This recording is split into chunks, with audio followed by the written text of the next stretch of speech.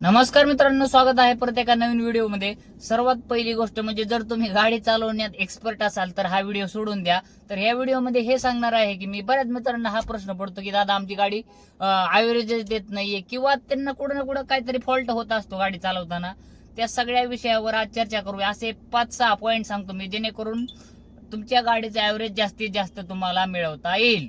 तर सगळ्यात पहिला पॉईंट आहे म्हणजे आपल्या गाडीची हवा. टायर मध्ये कसं आहे की बा आपल्याला जी कंपनीने सांगितली असते ना तेवढेच हवा भरायची असते. बरेच लोक काय करतात, गाडीमध्ये एकदा हवा भरला की 2-2, 3-3 महिने चेकच करीत नाहीत. गाडीमध्ये हवा कमी झालेली असते आणि हवा कमी झाली की ऍव्हरेज पण कमी होतं. बऱ्याच लोकांना हे माहित, तसं तर सगळ्यांनाच माहितीये, पण काही लोकांना जर माहित नसलं तर सांगतो की बा गाडीमध्ये चारही टायर मध्ये तुमच्या कंपनीने जेवढी हवा सांगितलेली आहे तेवढी भरू शकताय.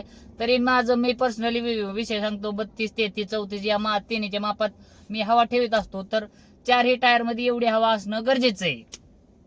दुसरा पॉइंट हा आहे की गाडीची वेळच्या वेळी सर्व्हिसिंग करणे.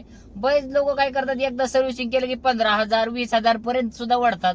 तर तसं केल्याने सुद्धा गाडीचं ऍव्हरेज डाऊन होतं. गाडीचं इंजिन ऑइल ठराविक काळापर्यंत स्मूथपणे चालतं, त्याच्यानंतर ते म्हणजे त्याचा काही उपयोग होत नाही आणि त्याचा परिणाम आपल्याला ऍव्हरेज वरती दिसून येतो. जर आपल्याला आपल्या गाडीची लाईफ चांगली ठेवायची असेल आणि ऍव्हरेज सुद्धा चांगलं मिळवायचं असेल तर गाडीची वेळोवेळी टायमिंग टू टायमिंगला सर्व्हिसिंग करणं गरजेचं आहे. तुम्ही बघा की बाबा ज्याची कंटिन्यू वेळच्या वेळी सर्व्हिसिंगला असते त्याचं इंजिन काम बी लवकर निघत आणि त्याला ऍव्हरेज पण चांगलं मिळत असतं. त्याला हेच कारण असतं की बाबा सर्व्हिसिंग वेळच्या वेळी. पुढचा पॉइंट हा आहे की जे स्पेशली सीएनजी गाड्यासाठी, जो सीएनजी गाड्यामध्ये सीएनजी फिल्टर असतो ना तो बरेच लोक चेंजेस करीत नाहीत, कंटिन्यू तोच वापरत जातात. तर ठराविक काळानंतर तो सीएनजी फिल्टर खराब होतो, त्याच्यामुळं पण गाडी ॲव्हरेजला कमी येते. आता मी चांगलं 3 वर्ष झालं जवळजवळ सीएनजी गाडी वापरतोय, तर सीएनजी फिल्टरने सुद्धा प्रॉब्लेम होतो. सीएनजी गाडी स्पेशली ॲव्हरेज कमी होतं त्यासाठी. आता मी 95% सीएनजी वरतीच गाडी चालवतो, 5% कुठेतरी पेट्रोलवरती चालवतो. त्याच्यामुळे मी ह्या ज्या टिप्स सांगतोय ना ह्या सीएनजी साठी जास्त लागू होतात. आता तसं पेट्रोलचं सीएनजीचं काय जास्त असं फरक नाही, पण ऍव्हरेज जास्त ह्या टिप्सनी जास्त मिळू शकतो. त्याच्यामुळं पुढचा पॉइंट असा आहे की सिग्नलला गाडी आपण बंद केली पाहिजे. म्हणजे 30 सेकंदाच्या पुढचा जो सिग्नल आहे ना, 1 मिनिटाचा 1.5 मिनिटाचा, जिथं फार वेळ आपल्याला थांबावं लागणार आहे तिथं 100% आपण गाडी बंद केली पाहिजे. बरेच लोकांचा एसी पण बंद असतो तरी सुद्धा त्यांची गाडी चालूच, ते 1.5 मिनिटाचा सिग्नल असला तरी पण ते गाडी बंद करीत नाहीत. अशा गोष्टीने सुद्धा आपली ऍव्हरेज वाढते. सिग्नलला गाडी बंद करीत जा. 30 सेकंदापेक्षा कमी असेल तर काही गरज नाही पडत बंद करायची. पण बऱ्याच लोकांची एसी पण बंद आहे आणि तरी सुद्धा ते गाडी चालूच ठेवतात. तिथं आपण वेळोवेळी सुधारणा केली तर नक्कीच आपला ॲव्हरेज वाढू शकतो. आणि सर्वात महत्वाचा आणि सर्वात इम्पॉर्टंट पॉइंट म्हणजे आपल्या गाडीची चालवण्याची स्टाईल कशी आहे त्याच्यावर सगळ्यात जास्त आपलं ॲव्हरेज डिपेंड असतं. बरेच लोक काय करतात, तिसऱ्या गिअरवरच गाडी पार 70-80-90 पर्यंत खेचतात. तर ती पद्धत एकदम चुकीची आणि हे बरेच लोकांना मी करताना सुद्धा पाहिलेलं आहे. कसं असतं, प्रत्येक गिअरची एक म्हणजे हेल्दी कंडिशन असते. म्हणजे समजा पहिला गिअर 1 ते 20 पर्यंत ठीक आहे. समजा पहिला गिअर आपली फार चांगली 30-40 पर्यंत गाडी खिचू शकतो, पण पहिला गिअर ह्या 1 ते 20 पर्यंतच पाहिजे. दुसरा गिअर 20 ते 30 पर्यंत पाहिजे. तिसरा गिअर 30 ते 40 पर्यंत पाहिजे. चौथा गिअर 40 ते 60 पर्यंत पाहिजे. पाचवा गिअर 60 ते पर 120 पर्यंत असलं तरी काय अडचण नाही. पण ही गिअरची काय हेल्दी कंडिशन असते.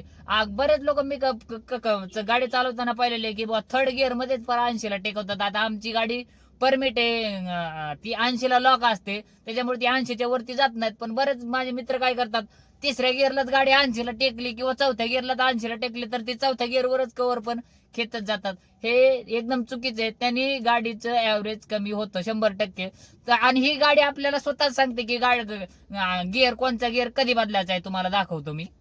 आता हा गाडीचा मीटर आहे. आता ह्या मीटर कडे नीट बघा. गाडी आता पहिल्या गिअरवर चालली, मी तुम्हाला सांगतो गाडी गिअर बदलायला कशी सांगते. हो का, आता हा वरचा जो बाण आलाय का तो पेट्रोलचा, ते दिसते का बार तिथं, बघा बघा आता वरचा बाण आला, याचा अर्थ पहिल्या गिअरवर गाडी. आता दुसरा गिअर टाकला की लगेच तो बार जाणार, गेला. आता दुसऱ्या गिअरवर गाडी गेली, लगेच तिसऱ्या गिअर टाकायला लगेच वरचा बाण येतोय, तो दिसतोय का नाही. आता म्हणजे आता तू बारीक बघा, लक्ष तुम्ही. आता हो का, आता तिसऱ्या गिअरवर मी आता गाडी थोडी ताणतो. जर स्पीड जास्त झाली की डायरेक्ट गाडी म्हणजे हे पुढचा गिअर टाकायला सांगते. आणि आता समजा चौथ्या गिअरला, आता माझी गाडी चौथ्या गिअर मध्ये आहे बघा, आणि गाडी 30 आली हो का. आता खाल्ला बाण आलाय, चौथ्या गिअरला स्पीड कमी झाली की खाल्ला बाण आलाय, याचा अर्थ गाडी गिअर कमी करायला सांगते. आता गिअर तिसरा टाकला मी, आता परत मी स्पीड वाढवतो थोडी हो का. लगेच वरचा बाण आलाय, वरचा बाण आला की समजून जायचं आपण की गाडीची स्पीड वाढवा. ते आपलं हे करायचं, काय करायचंय, गिअर टाकायचा आहे. आता म्हणजे आपलं ध्येय हे ठेवायचं गाडी चालवताना की तो बाण आपल्याला दिसता कामा नये. आणि मी गाडी चालवताना मला क्वचित कवा तरी चढायला वगैरे लागले तरच बाण दिसतो. तो बाण आपल्याला गाडी गिअर बदला हे सांगते, याचा अर्थ आपली गाडी चालवताना चुकतीये. वरचा बाण आला की लगेच वरचा गिअर वाढवायचा. आणि तुम्ही जर गाडी एकदम परफेक्टली चालवली ना तर तो बाण येतच नाही. एकदम व्यवस्थित चालवायची हे बघा. राईट म्हणजे बघा तुम्ही, वरचा बाण बी राईट, त्या गिअरची लिमिट संपली. आता चौथ्या गिअर मध्ये गाडी आहे, 50च्या वर गेलं की लगेच वरचा बाण आला. म्हणजे प्रत्येक गिअरचं लिमिट हे गाडीच सांगते आपल्याला की ह्या गिअरचं इतकं लिमिट आहे. आणि ह्या बाणाकडे नेहमी लक्ष ठेवायचं. हा बाणाच्या हिशोबाने जर तुम्ही गाडी चालवली ना तर तुमची गाडी नक्कीच ऍव्हरेज देणार. आता जेवढ्या पण मारुतीच्या लेटेस्ट गाड्या आलेल्या आहेत ना, तेवढ्या सगळ्या गाड्यांमध्ये ही सिस्टीम आहे की तो बाण आपल्याला, म्हणजे प्रत्येक गाडीत वेगनर मध्ये दाखवतो, जुनीवाली डिझायर आहे त्याच्यात बी दाखवतो आणि ह्याच्यात बी दाखवतो की बा गिअर वाढवायचा असेल तर तो बाण वरती येतो, खाली करायचा असेल तर खाली येतो. बऱ्याच लोकांना त्या बाणाचं महत्वच नाही, ते गिअर सांगत असतो थोडक्यात की बा गाडीला जास्त लोड यायला लागला गिअर कमी करा. गाडी स्वतः सांगते आपल्याला. तर म्हणजे आपण ते ध्येय ठेवायचे की तो गाडीने आपल्याला सांगायची वेळ येऊन देऊ नये. आपण जर एकदम व्यवस्थित गाडी चालवली ना तर तो बाण येतच नाही. आपल्या गाडीचा गिअर चेंज करायचा थोडा लेट होत असला तर तो बाण येतो. तो बाण येतो याचा अर्थ तुमच्याकडून गिअर टाकायला लेट होतंय असं गृहीत धरायचं. आणि एक मी प्रो टिप एक पाळतो, ती एक सांगतो मी तुम्हाला. कधीच 2000 RPM वर आपला RPM काटा गेला नाही पाहिजे. 2000 RPM ला गेला की लगेच गिअर चेंज करायचा. एकदम उत्तम ऍव्हरेज निघतो. म्हणजे मी स्वतः ह्या गाडीतून सिटीमध्ये फुल म्हणजे कंटिन्यू एसी माझा चालू असतो तरी पण 190 ते 200 ह्या गाडीतून ऍव्हरेज काढतो. आणि सिटी आपला हायवेला तर काय सांगायचंच नाही, गरजेपेक्षा जास्तच ऍव्हरेज आहे. म्हणजे 300 हायवेला जाणार म्हणजे जाणारच गाडी. आणि ह्या गाडीच नाही, जुनी गाडी जेव्हा होती ना माझ्याकडे तेव्हा सुद्धा मी तिचं 170 190 असं ऍव्हरेज काढायचो. म्हणजे 170 180 190 सिटीमध्ये एसी मध्ये. मी जुनी गाडी बी एसी मध्ये चालवायचो आणि ही गाडी बी एसी मध्ये चालवतो. आणि जुन्या गाडीचं हायवेला म्हणणार तर 250च्या आसपास ऍव्हरेज निघायचं. बऱ्याच लोकांचं ही प्रॉब्लेम असतो की दादा मला ऍव्हरेजच निघत नाही. तर सगळ्यात जास्त इम्पॉर्टंट गोष्ट म्हणजे तुमच्याकडून काही ना काही गाडी चालवताना चुकत आहे. आणि जर मी सांगितलेला हा पॉईंट जर तुम्ही लक्षात घेतला, तुम्ही बरोबर. बरेच लोक काय करतात, चौथ्या गिअरवरच, आता आमच्या परमिट गाडीचं स्पेशल सांगतो मी, चौथ्या गिअरवर गाडी 80ला कम्फर्टेबल चालते. पण कंपनीने 5वा गिअर कशाला दिलाय मग? चौथ्या गिअरवर चालते बरोबर आहे पण RPM जास्त राहतं. RPMचा एक खेळ सांगतो मित्रांनो.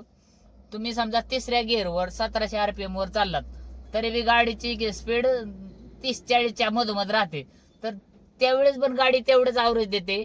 आणि 80च्या स्पीडने 1700 RPM वर 5व्या गिअरवर चाललात तरी बी तिथं तेवढेच RPM. आता माझं ती कमी जास्त होतंय. आता मी काय एवढं कॅल्क्युलेट करून सांगत नाही, पण तुम्ही समजून घ्या की बा आपला RPM वर लय खेळ असतो. आपलं इंजिन जेवढं टापोटॉप आणि मोकळ चलन ना तेवढं आपल्याला RPM ते आपलं ऍव्हरेज जास्त मिळत असतं. बरेच लोक तुम्ही गावाकडे सुद्धा गाडी चालवतात एकदम खराब रोडने तरी सुद्धा त्यांचं पेट्रोलवर डिझेलवर ऍव्हरेज 20च्या खाली कधीच येत नाही. तेच टेक्निक वापरतात की बा आपला RPM लय वाढून द्यायचं नाही. बरेच लोक पिकअप घेतात पार 3-4 हजार RPM वर नेतात आणि मग मोकार खेचायची गाडी, मग त्याला काय अर्थ आहे? सगळ्यात जास्त गाडी खेचायला किंवा ओव्हरटेक करायला ऍव्हरेज कमी होतं. तर एकदम स्मूथ हळूवार स्पीड वाढवणे. आणि आपल्याला दिसतंय पुढे सिग्नल लागलाय तर मागच गाडी न्यूट्रन करायची, मग हळूहळू स्पीड कमी करायचं. ह्या गोष्टी आपण पाळल्या पाहिजेत. बरेच लोक पार जवळ गेल्यावर मग खसकुनी ब्रेक दाबायचा आणि मग सिग्नल सुटला की भंग बघायचं फुल रेस धरायची. तसं म्हणलं की मग ती नियोजन हुकत आहे, ऍव्हरेज कमी होतं. ह्या सगळ्या गोष्टी तुम्ही पाळा, 100% तुमचं ऍव्हरेज वाढणार. हे लिहून देतो मी. पुढचा एक पॉईंट की बरेच लोकांना अशी सवय असते की सेकंड गिअर मध्ये गाडी असली की गाडी सिग्नलला किंवा ट्रॅफिक मध्ये थांबली की सेकंड गिअर मध्येच उचलायची. त्या गोष्टीने सुद्धा आपलं गाडीचं ऍव्हरेज नक्कीच कमी होतं. आणि त्याचा क्लच स्पीडला आपल्या सुद्धा तोटा असतो. त्याच्यामुळं गाडी नेहमी थांबल्याच्या पुढे फर्स्ट गिअरलाच पिकअप करीत जा. बरेच गाड्या उचलतात सेकंड गिअरला, पण त्याचा ऍव्हरेज वर पण परिणाम होतो. आणि कसं आहे की बाबा ते म्हणजे होतो परिणाम. अशी बोलता बोलता जे ऍव्हरेज सांगितलं ना मी, ते एका टाकीमध्ये गाडी किती किलोमीटर जाते ते सांगितलेले. बऱ्याच लोकांचा गैरसमज व्हायचा की एका किलोमध्ये तितकं जाते का काय. जनरली सिटीमध्ये 200 किलोमीटर जाते एका टाकीमध्ये. म्हणजे सीएनजी शक्यतो 7.5-8 किलो येतो. 8 किलोमध्ये ट्रिप आली पण नको. 8 किलोमध्ये 200 किलोमीटर जाते सरासरी, कमी जास्त होते. ते एका टाकीमध्ये तितकं जाते असं आहे त्याचा अर्थ. व्हिडिओ आवडला तर लाईक शेअर सबस्क्राईब नक्की करा. धन्यवाद.